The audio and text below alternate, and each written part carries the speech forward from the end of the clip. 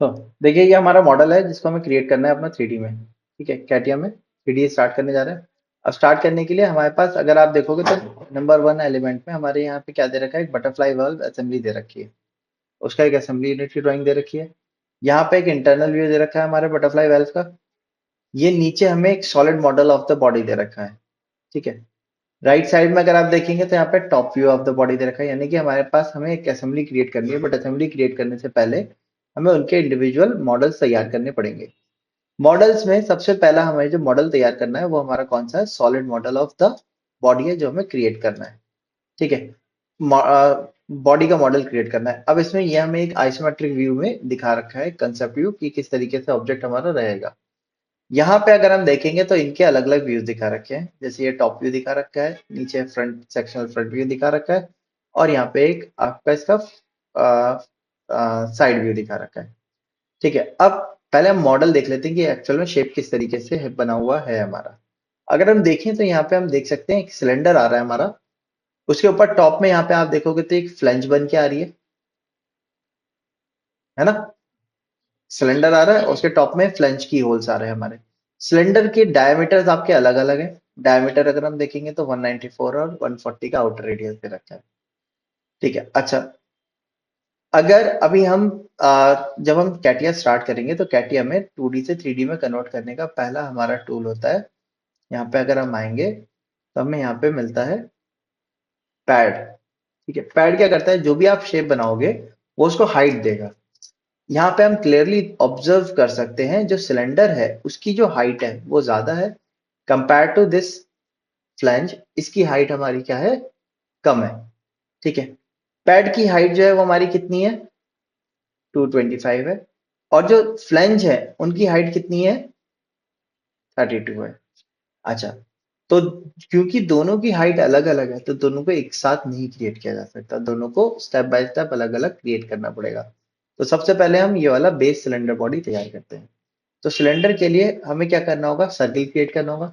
Circle इसका कहाँ से दिखेगा, ये वाले जो दो सर्किल हैं ये हमको कौन से व्यू से दिखेंगे, टॉप व्यू से दिखेंगे, फ्रंट से दिखेंगे, या साइड से दिखेंगे, टॉप से दिखेंगे। तो हम क्या कर रहे हैं, कैटिया में चलते हैं। सबसे पहले हमें अपना एक प्लेन लेना है, कौन सा प्लेन लेना है, टॉप प्लेन।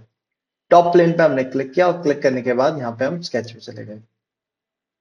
जैसे स्केच पे आते हैं हम,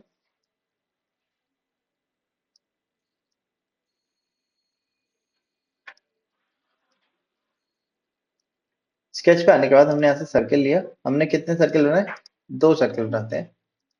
एक इनर सर्किल डाया को डिफाइन करेगा, एक आउटर को डिफाइन करेगा।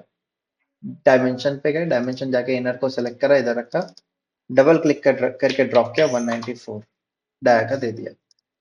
इसको सेलेक्ट किया, इसको इधर ड्रॉप किया, इसका दे दिया हमने 140 × 2। ठीक है,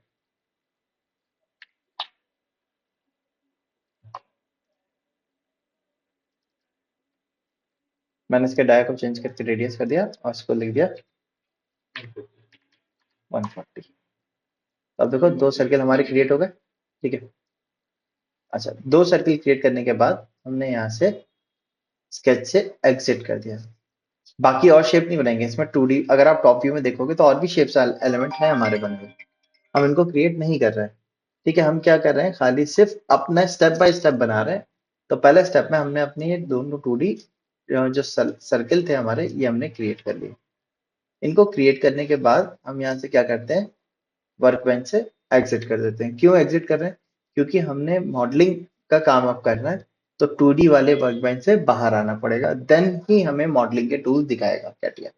हम यहाँ से एग्जिट करके बाहर आ जाते हैं। एग्जिट करके आने के बाद यहाँ पे आप देखोगे तो हमारा सबसे पहला है स्केच बेस फीचर। स्केच हमने बना रखा है, इन्हीं को 3D में कन्वर्ट करना है। तो यहाँ पे sketch base feature tool bar दिया रहता है, इनकी हेल्प से हम 2D स्केचेस को 3D में कन्वर्ट करते हैं। तो इसमें हम सबसे पहले टूल का यूज करेंगे जो कि है पैड। पैड के लिए आपको क्या होना चाहिए, जैसे आप यहाँ पे आएंगे, यहाँ पे आपका पार्ट लिख के आ रहा है, इसके नीचे पार्ट बॉडी आ रहा है, आप इसको क्लिक करेंगे, यहाँ पे एक्सपेंड हो जाएगा, यहाँ पे पहला स्टेप आपका स्केच आ जाएगा। अच्छा, हमने क्या करना है, पहला मेथड क्या है, आपने पहले स्केच को सेलेक्ट किया। स्केच करने के बाद आप पैड कमांड पे जाएंगे। पैड कमांड पे जब आप जाएंगे तो आप देखेंगे एक डेफिनेशन टूल बॉक्स खुल के आ जाएगा। यहाँ से आप बता सकते हो आपको पैड की कितनी हाइट चाहिए। ठीक है, जैसे कि सपोज मैंने यहाँ से 100 दे दिया, तो आप देखो ये क्या हो गया, 100 साइज इसका ऊपर हो गया। ठीक है, अब अगर आपको इसको नीचे लेके जाना है तो आप यहाँ से डायरेक्शन को रिवर्स कर सकते हो। ये क्या हो जाएगा, नीचे की तरफ आ जाएगा। इसको क्लिक करेंगे, अब चला जाएगा। तो कितनी हाइट चाहिए हमें, हम यहाँ से उसकी हाइट टॉप व्यू में हमें नहीं मिलेगी, वो हाइट कहाँ मिलेगी हमें, फ्रंट या साइड व्यू में मिलेगी। साइड व्यू में आते हैं तो साइड व्यू में टोटल हाइट कितनी दे रखी है, 225। मैंने इसको डबल क्लिक किया, मैंने वैल्यू क्या दी, 225। ठीक है, अच्छा इसमें एक चीज और होती है, जैसे कि सपोज मैंने यहाँ पे 100 हाइट दी और मैंने यहाँ से ऑप्शन क्लिक कर दिया मिरर एक्सटेंड। मिरर एक्सटेंड ने क्या किया, जो हाइट थी वो हाइट 100 की ऊपर भी ली और नीचे भी। ठीक है, सो आपका मिरर एक्सटेंड क्या करेगा, दोनों तरफ हाइट देगा।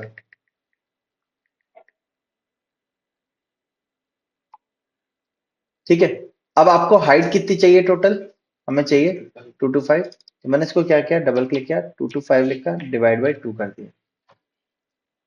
डिवाइड बाई 2 कर देने से क्या हो गया, हाफ हाइट 112.5 ऊपर चली गई और 112.5 नीचे आ गई। इतना करके आपने ओके। ठीक है, इस तरीके से हमने अपने एक सिलेंडर बॉक्स तैयार कर दिया। देखो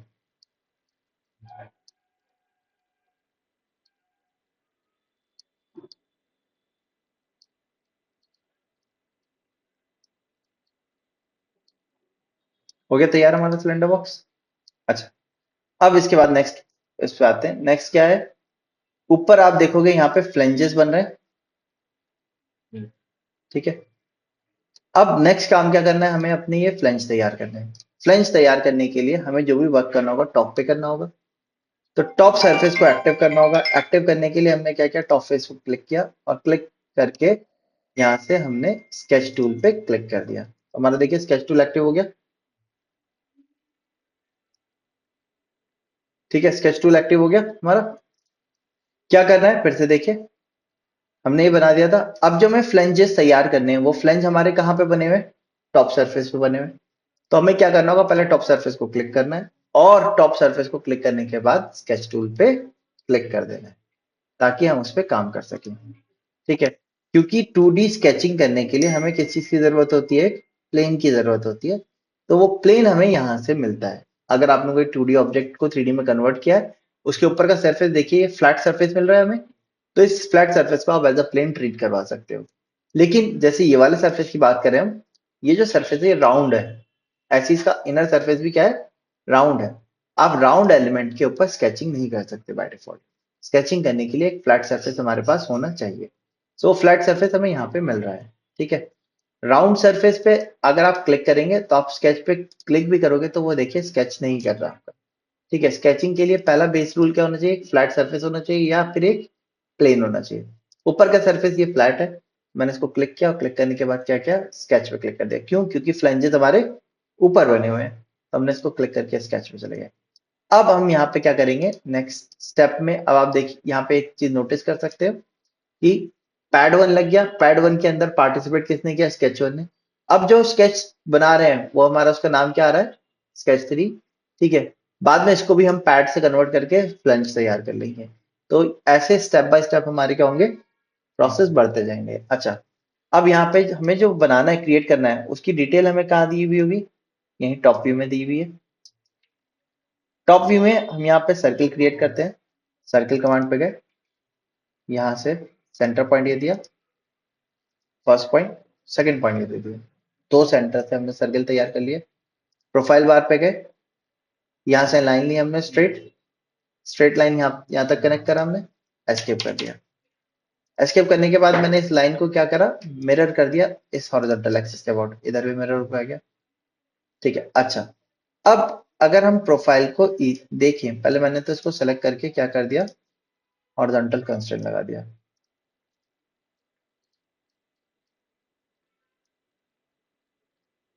ठीक है, अच्छा अब अगर हम इस शेप को देखें तो आप देख सकते हो अभी जो ये शेप है, ये लाइन आई, यहाँ से सर्किल आ रहा है जबकि हमें चाहिए आर्क, फिर ये लाइन है। अभी यहाँ बीच में से हमारा एलिमेंट क्या है, ओपन है।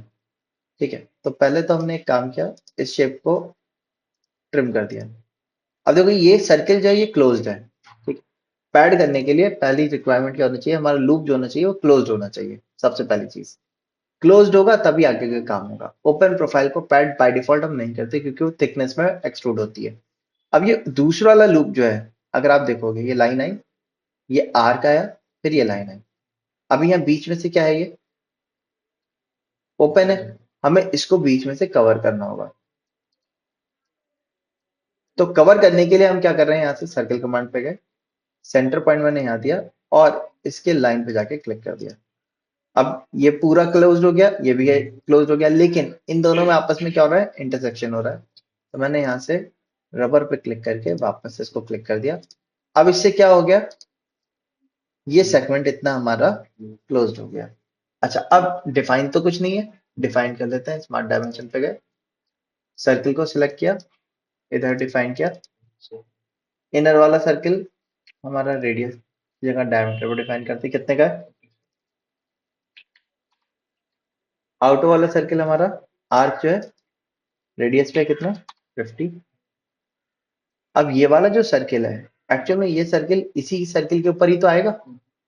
तो मैंने इस सर्किल को सिलेक्ट किया, ये वाले सर्किल को सिलेक्ट किया, दोनों को सिलेक्ट करके राइट क्लिक किया, और राइट क्लिक करके मैंने इसको कर दिया कोइंसाइड, उसी पे टच कर दिया। ठीक है, अच्छा, इतना करने के बाद अब इसमें क्या चीज डिफाइन नहीं है, इस पॉइंट का यहाँ से डिस्टेंस ड्रॉप के नीचे कितना है, 175। ठीक है, कर दिया। अच्छा, अभी हमने ये एक बनाया, इसके मल्टीपल रोटेट नहीं करेंगे। आप चाहो तो इसको मल्टीपल ऑप्शन पे रोटेट कर सकते हो। कैसे, आपने पहले इसको सेलेक्ट कर लेना है। सेलेक्ट करने के बाद यहाँ से हमने क्लिक किया, किस पे गए, रोटेट पे, इंस्टेंसेस बताए कितने चाहिए, सेंटर पॉइंट बताया, यहाँ से सेकंड पॉइंट बताया, और यहाँ से आपने डिग्री बता दी। ठीक है, वो आप 360 डिवाइड बाई 3 करेंगे तो भी 120 आएगा। क्लिक कर दिया, हो गया डिफाइन। ओ सॉरी, पैटर्न हो गया। डिफाइन नहीं हो, क्या आएगा, डिफाइन आपको करने की जरूरत नहीं है, आप इसको इतने पे छोड़ सकते हो। हाँ, लेकिन आपने अगर कोई चीज मूव कर दी ना, तब आपको डिफाइन करना पड़ जाएगा दोबारा, इसलिए इसको एज इट इज ही छोड़ देना है। इतना करने के बाद हमने क्या किया, पैड कर एग्जिट कर दिया वर्क बेंच से। अगर आपने एग्जिट कर दिया और आप वापस से स्केच में एडिट करना चाहते हो, तो आप सिंपल क्या कर सकते हो, स्केच के ऊपर डबल क्लिक कर सकते हो, वापस से ओपन हो जाएगा। अब मुझे क्या है, स्केच वन में एडिट करना है, तो आप देखिए ये बाय डिफॉल्ट यहाँ पे पैड से कवर हो जाएगा। आप इस पे प्लस पे क्लिक करेंगे, स्केच वन आ रहा है, आप इस पे डबल क्लिक करोगे तो आप देखो पहला वाला स्केच आ जाएगा आपका। आप चाहो तो यहाँ पे चेंज कर सकते हो। ठीक है, खैर, इस तरीके से बन के आ गया। अब हमने स्केच थ्री को सेलेक्ट किया, इसको क्या करना है, हमें पैड पे गए, पैड किधर करना है, ऊपर करना है नीचे करना है, हम यहाँ देख लेते हैं। यहाँ बना हुआ है, पैड किधर होना चाहिए, हमने रिवर्स डायरेक्शन कर दिया। कितना होना चाहिए,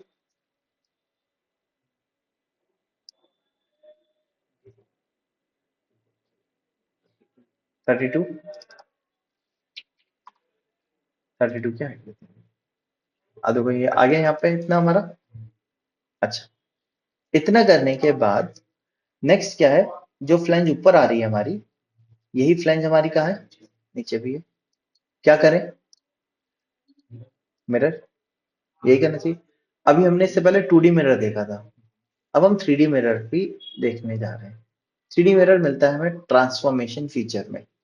ठीक है, आपके यहाँ बाय डिफॉल्ट ये राइट साइड में आती है, तो आप इसको निकाल के अलग रख सकते हो, या जैसे कि आप देखो कस्टमाइज पे जा रहा हूँ मैंने जाने के बाद यहाँ से टूल बार की रिस्टोर पोजीशन कर दूंगा, तो ये वापस से राइट साइड में अरेंज होके आ जाएंगे। टूल बार पे गए, रिस्टोर पोजीशन कर दी मैंने, तो अब देखो ये सारी क्या होगी, राइट साइड अरेंज होके आ गई। तो इनको क्या करना पड़ेगा, आपको इस तरीके से एलोकेट करके लगाना पड़ेगा।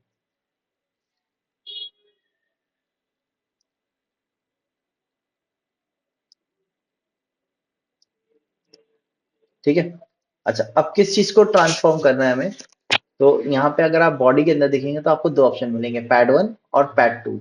हमें किस चीज को मिरर करना है, वो किसके अंदर मिल रहा है हमें, पैड वन के अंदर, पैड टू के अंदर। पैड टू को क्लिक किया हमने, क्लिक करने के बाद हम यहाँ से मिरर टूल पे गए, मिरर टूल पे जाने के बाद यहाँ पे मिरर एलिमेंट पूछता है वो। अगर आपको याद हो, जब मैंने सबसे पहले पैड 1 को एक्सट्रूड किया था तो मैंने मिरर एक्सटेंड किया था उसको। ऐसा इसलिए किया था ताकि जो ये मिडिल प्लेन है ये कहाँ रहे, मिडिल पे रहे। तो रेफरेंस एलिमेंट में जाके हम क्या करेंगे, इस मिडिल प्लेन को क्लिक कर देंगे। अब देखो आप, मिरर हो गया। इतना करने के बाद आपने ओके कर दिया। अब देखिए इतना फ्लैंज हमने तैयार कर लिया, सॉरी बॉडी का इतना शेप तैयार कर लिया। अपना बेस सिलेंडर और अपना एक फ्लैंज, और उसको नीचे मिरर करके रख लिया। तो यहाँ तक हमारे 3 स्टेप में हमने अपना काम किया। बताइए क्लियर है? इतना समझ में आया? ठीक है, आपको इतना सेगमेंट तैयार करके रखना है। फिर नेक्स्ट सेशन में हम इसके आगे वाला सेगमेंट देखेंगे कि ये सिलेंडर कैसे इसके साथ अटैच किया जाए। ठीक है, तब तक ये सिलेंडर बॉडी आपको तैयार करनी है। चाहे तो अभी प्रैक्टिस कर लिए।